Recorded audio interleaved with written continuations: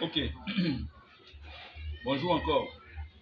On fait encore cette petite vidéo pour montrer cette fois-ci comment utiliser les accessoires de ce mini tracteur. Je vais d'abord rappeler que comme un téléphone qui a des millions d'applications, le mini tracteur JMT Agricultura aussi peut avoir une panoplie des accessoires. Mais nous, pour le moment, nous on a fait rien que les deux accessoires,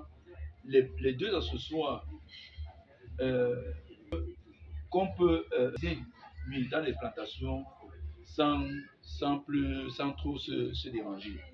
Donc voilà les deux accessoires. Il y a d'abord quoi? Le premier c'est la charrue. C'est ça, la charrue. Vraiment sur le marché, vous n'allez pas trouver cette charrue-ci parce qu'elle est sophistiquée.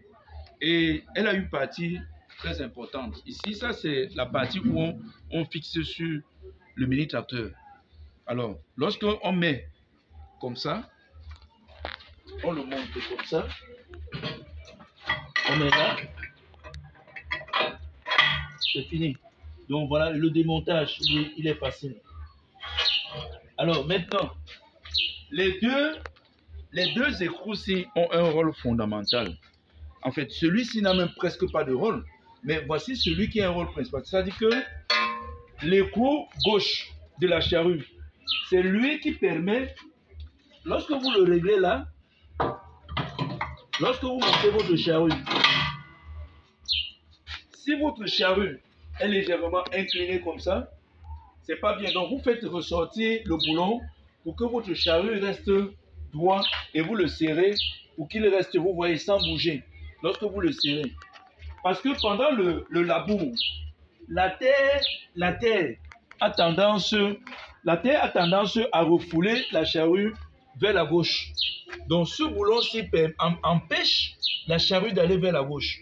Et à la fin, vous avez un labour de profondeur de près de 25 cm de profondeur et un retournement de terre parfait. Donc voilà comment est-ce qu'on fixe la charrue. Maintenant, est-ce que étant seul, nous pouvons aller au champ pour faire nos travaux? Oui.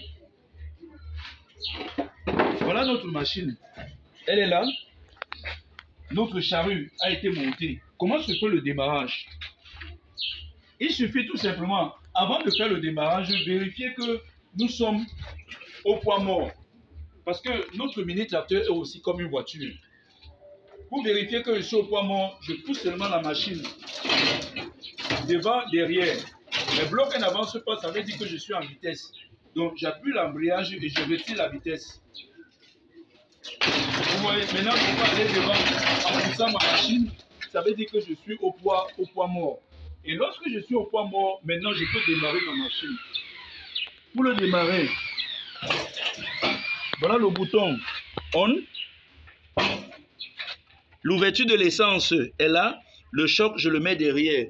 Et puis, je démarre. Je pose le choc devant. Là, voilà le démarrage de machine. Si je veux donc travailler, je l'embrayage, je passe la vitesse en première.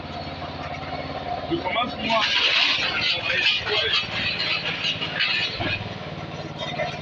Il suffit que je ramène la charrue vers le bas pour qu'elle commence à... Vous voyez, pour qu'elle commence... Vous voyez, qu'elle commence à travailler. Donc c'est simple. C'est aussi simple que ça. Vous voyez, je suis rentré au point mort. Là, je suis au point mort. Et puis, pour arrêter ma machine, on est tout simplement là. Nous avons un autre deuxième accessoire qu'on appelle la bionneuse. Maintenant, cette bionneuse, comment est-ce qu'elle est montée? C'est toujours de la même manière.